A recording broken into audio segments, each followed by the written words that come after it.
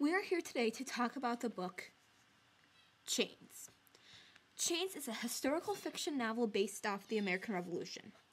We will be comparing Chains to the American Revolution. First, we will list differences from Chains. In Chains, there are fictional characters. Most of the soldiers, men, and characters, including Isabel and Ruth, are make-believe. They were not physically in the American Revolution.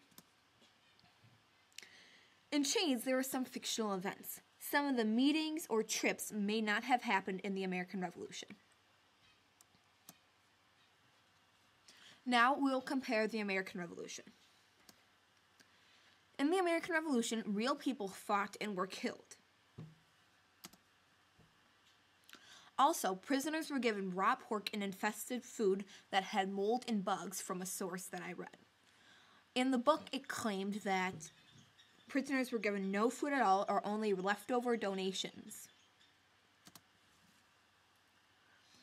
Some similarities include that they both had realistic conditions. Slaves were branded, they were treated roughly, and many other things that happened in the book were real.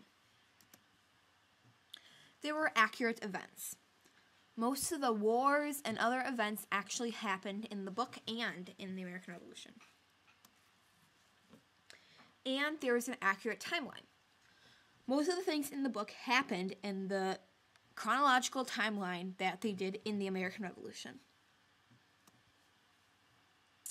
They were real characters. In Chains, they listed a few of the real characters in the American Revolution. A few included Mayor David Matthews, Dr. Abraham, and Thomas Hickey. Slaves were used. In Chains and in the American Revolutions, slaves were used. They were beaten and treated roughly, as well as some might have been treated nicely.